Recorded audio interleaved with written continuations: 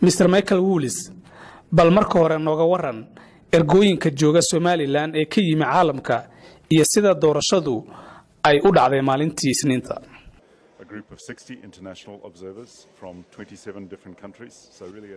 waxaanu ahay 60 ergey oo ka kala socda caalamka. dawladda Ingiriiska ayaa fangaraysay in kasta oo ay ergooyinku ka kala yimaadeen wadamo kala duwan oo caalamka ka tirsan.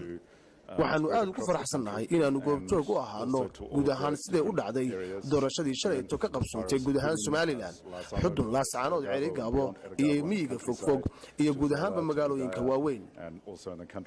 waxaanu goobjoog u ahayn codbixin si wanaagsan u dhacday guud ahaan dalka.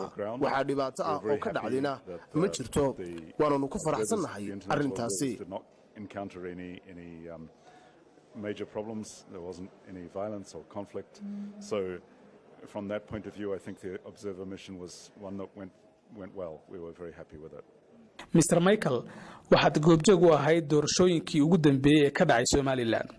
maxaad is leedahay doorashadan way kaga duwan tahay doorashadii 2010? I guess in some way every election is different. The biggest most obvious difference is that the last election was a local council election in 2012. The 2010 election with a presidential vote. In some ways, those two are the more similar because the vote is simple. It's simply a selection between the three parties. doorasho kasta way ka duwan tahay doorashada kale. labadii doorasho ee ka horreeyay doorashadan, tii golaha deegaanka ee dhacday 2012 iyo tii madaxweynaha ee dhacday 2010 waxay ahaayeen kuwo isku dhow ama isku mid ah.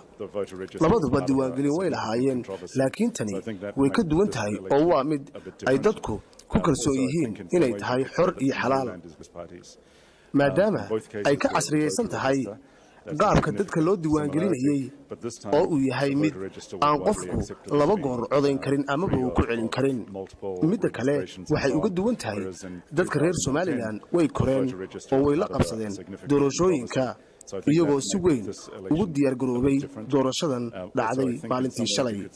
midda kale waxaan oran lahaa Somaliland khibrad badan ayay ka heshay doorashooyinkii badnaa ee ay ka qabsadeen.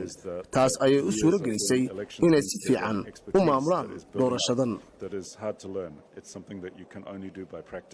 So that practice means Somaliland is getting better technically at managing elections, which is good to see. Somaliland waxa ay dareemaysaa in dimuqraadiyadda ka jirta ay tahay mid ka horumarsan tan ka jirta dalalka bariga dhexe iyo wadamo badan oo Afrika ah. runtii nin in badan ku soo jiray baa tahay arrimaha siyaasadda Somaliland. maxaad is leedahay oo guul ah bay u soo kordhinaysaa sida fiican ee doorashadu uga dhacday Somaliland markaan ka eegno dhinaca dimuqraadiyadda? I think Somaliland has done really amazingly well. It's very difficult to establish an effective, whatever the issues of international status, it's an effective, peaceful area with a government which is... aad ayay u dadaashay Somaliland. waa wax weyn inaad dhisato dal degan oo dawladdu ay ka shaqaynayso. taas ayay ku guulaysatay Somaliland ilaa iyo 1997kiina wax dhibaato ahi kama dhicin halkan. waxaa intaa dheer Somaliland waxaa ka dhacay doorashooyin dhowr ah oo guulaystay kuwaas oo u dhacay si guul ah. dabcan wax hawl yar ma aha in doorasho aad og tahay inay tahay mid madaxweyne lagu dooranayo oo qiimahaas leh la qabtaa oo ninna ku guulaysanayo ninna ku guuldareysanayo. taas ayaa Somaliland u suura gashay, waana wax la yaab leh inay ku guulaysato. The fact that Somaliland has done that not just once but many times is really significant. It's a big achievement. Mr. Michael, Somaliland muddo 26 sano ay raadinaysay i'tiraaf ilaa iminkana adduunka ma aqoonsana. ma isleedahay shantii doorasho ee hore uga dhacay dalka iyo habsami u socodka dimuqraadiyadda ka hirgashay Somaliland waxa ay ka taraysaa in aqoonsi buuxa ay hesho Somaliland?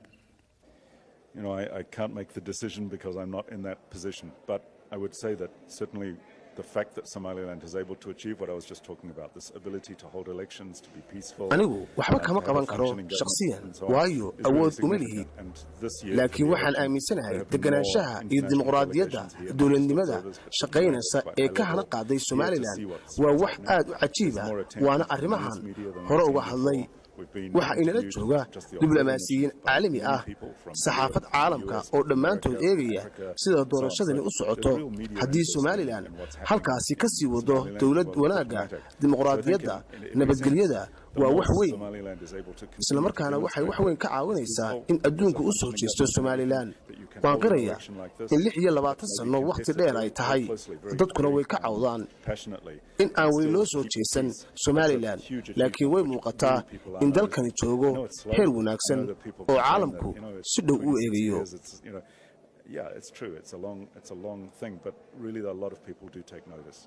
doorashadii ka dhacday Somaliland maalintii shalay ma la oran karaa waxa ay ahayd doorasho xor ah oo xalaal ah We can't say that it's fair and free or fair until the whole process is completed.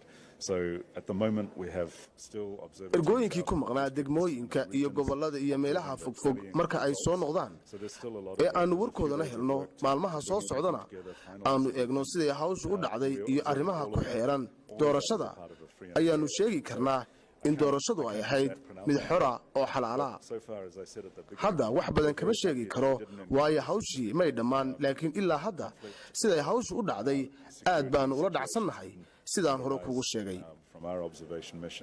So for us we were very happy to be able to mount that observation in a peaceful environment with the observers able to go about their business as they were required to do. So I think that's a good basis, but the actual assessment of the election itself needs to wait for a few more days.